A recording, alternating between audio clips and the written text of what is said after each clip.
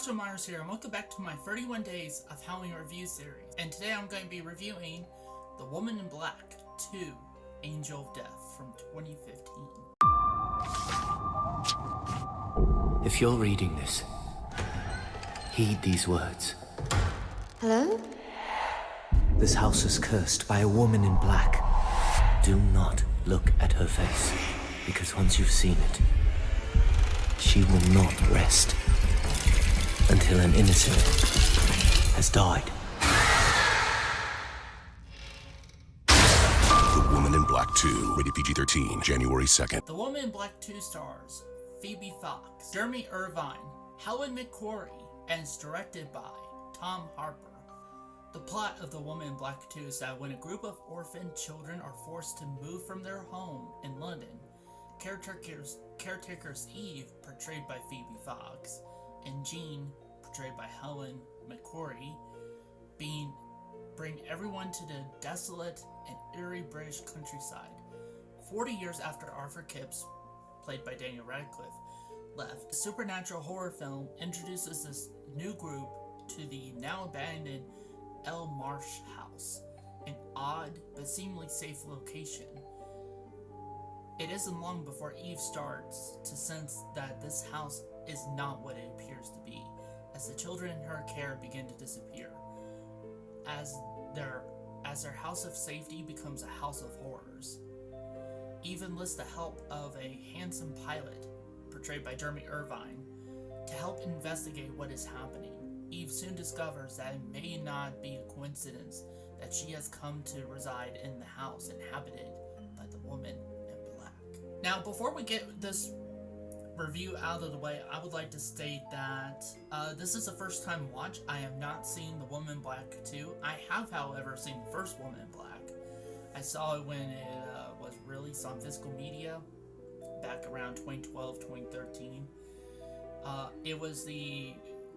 Because here's the thing, I grew up on the Harry Potter movies. I loved them, and this was the first movie I saw Daniel Radcliffe in after he portrayed the character of Harry Potter in the Harry Potter franchise. So I was very curious to see if he was able to do anything outside the Harry Potter franchise, and in my opinion, I felt like he did a really good job as Arthur Kipps.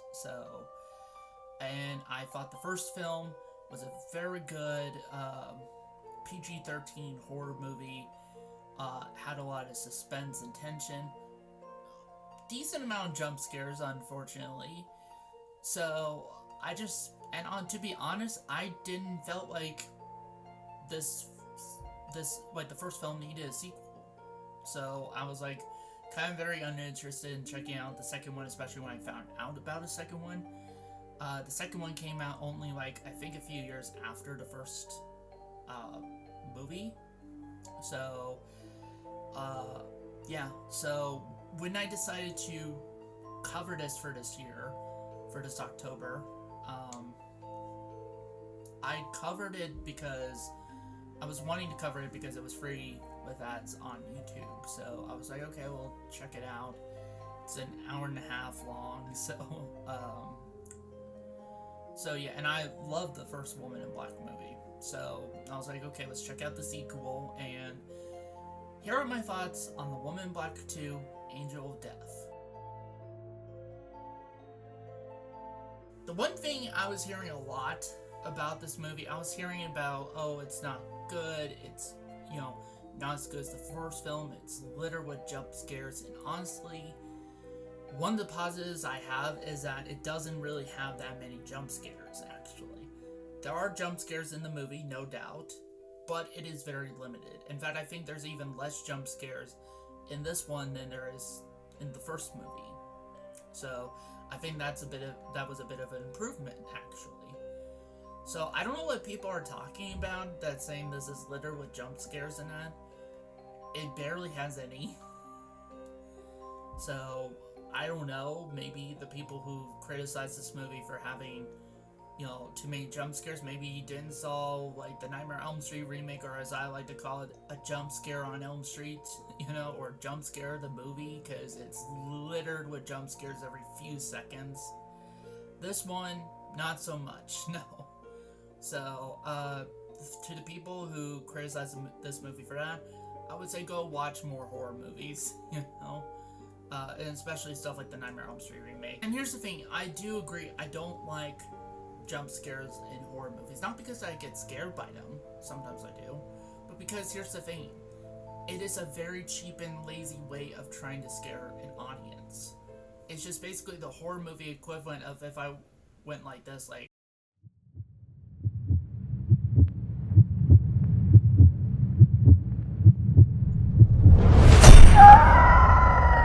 like that. It would be the horror movie equivalent of me doing that. Very cheap, it's just like quiet, followed by, you know, a little bit of misdirect sometimes, and then it's just a big, you know, with a big booming sound and everything like that. That's typically how these jump scares work, and I'm just like, so I get it. I totally get it. I don't like jump scares. But honestly, the jump scares in here aren't that bad, and there's very little jump scares. So there was actually one that actually got me. Actually, I think it was towards the very end of the movie. So yeah.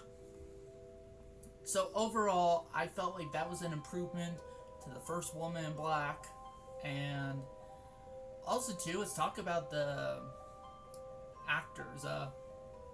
I thought all the actors did pretty well, actually, and a lot of them was my first time seeing them in anything, so I don't know if they appeared in anything else, but I also like their characters too, although their characters' names are kind of forgettable. I think the only character's name I could even remember are the two, is the main lead, who is a character by the name of Eve,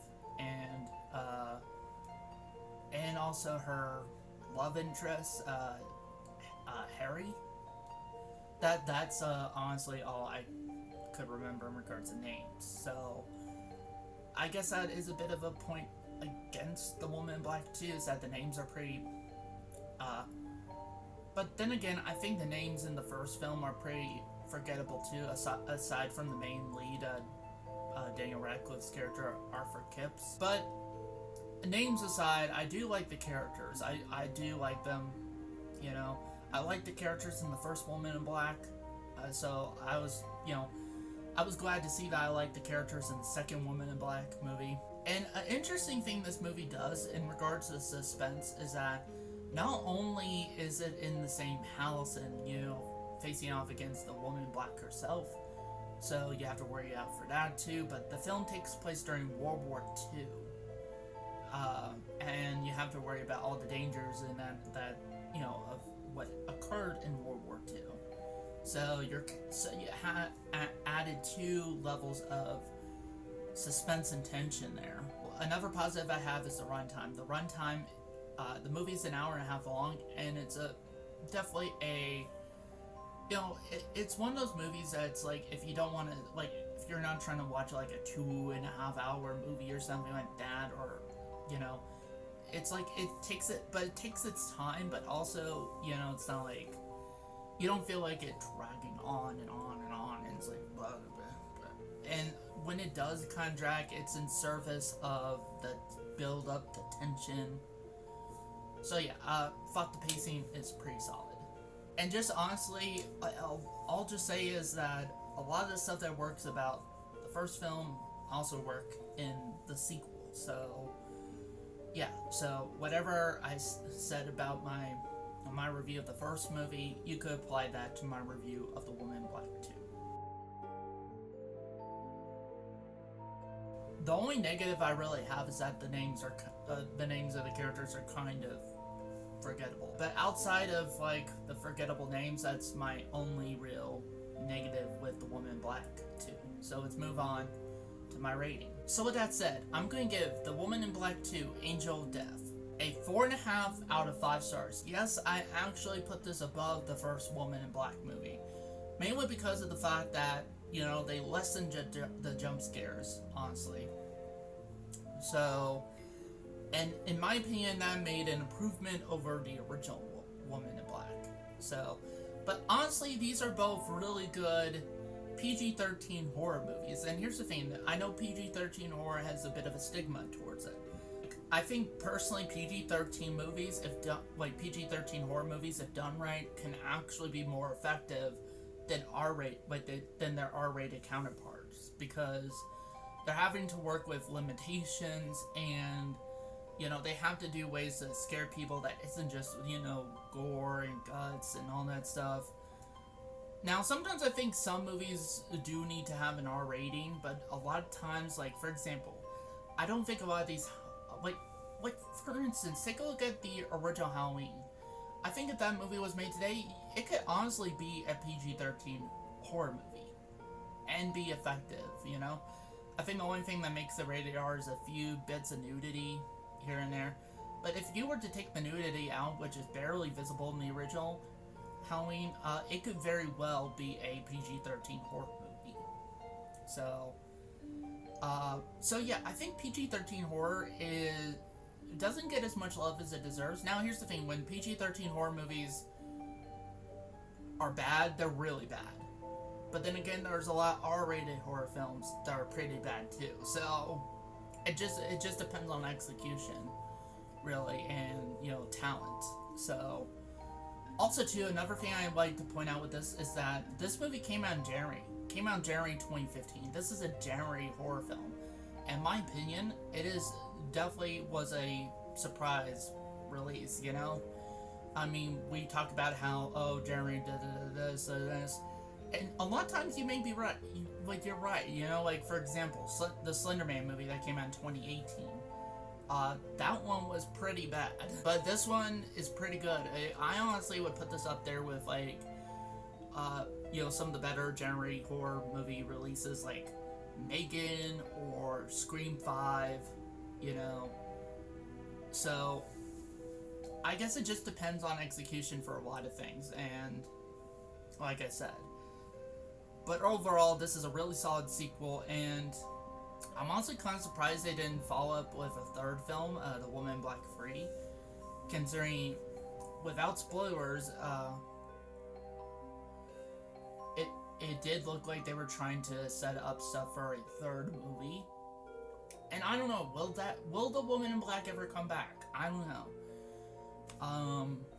Will it be a reboot? Will it be a sequel to these Woman in Black movies? So, I think there was like a made-for-TV movie that came out before the 2012 movie.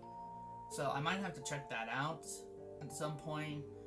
But overall, this is a really solid follow-up to the first movie. And I think in some ways it improves upon the original.